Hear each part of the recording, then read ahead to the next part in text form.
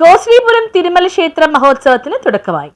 കൊച്ചി തിരുമല ക്ഷേത്ര മഹോത്സവത്തിന് തന്ത്രി ആർ ഗോവിന്ദഭട്ട് കൊടിയേറ്റി. 8 ദിവസത്തെ ആചാരവിധി പൂജകളോടെ 13-ന് ആറാട്ട് ചടങ്ങുകളോടെ ഉത്സവം സമാപിക്കും. നിത്യപൂജയ്ക്ക് ശേഷം ആചാര്യൻ ദേവപ്രാർത്ഥന നടത്തി. തുടർന്ന് വെങ്കടാചലപതി ദേവനെ പല്ലക്കിലേറ്റി കൊടിയേറ്റത്തിന് എഴുന്നള്ളിച്ചു. കലശപൂജ, കൊടിമര പ്രതിഷ്ഠയ്ക്ക് ശേഷം കൊടിയേറ്റവും ഭേരിപൂജയും അഷ്ടദിക്പാലക ദേവദക്ഷണവുമായി ഉത്സവ വിളംബരവും നടന്നു. വൈകിട്ട് ശിവേലി, വിഷ്ണുയാഗ പ്രാരംഭം, ഗരുഡവാഹന പൂജ എന്നിവയും നടന്നു. ഉത്സവ ദിനങ്ങളിൽ രാവിലെയും രാത്രിയും വിഷ്ണുയാഗം, പല്ലക്ക് പൂജ, ഉത്സവബലി എന്നിവ നടക്കും. രാത്രി ഹനുമാൻ, ഹംസം, ഐരാവതം, അശ്വം, നാഗശേഷൻ, പുഷ്പക വിമാനം എന്നിവയുടെ പൂജകൾ നടക്കും. ബുധൻ, വ്യാഴം, വെള്ളി ദിനങ്ങളിൽ ഭഗവാനെ എഴുന്നള്ളിച്ച് പറയെടുപ്പ്, വെള്ളിയാഴ്ച ജലക്രീഡോത്സവം, ശനിയാഴ്ച പള്ളിവേട്ട എന്നിവയും നടക്കും.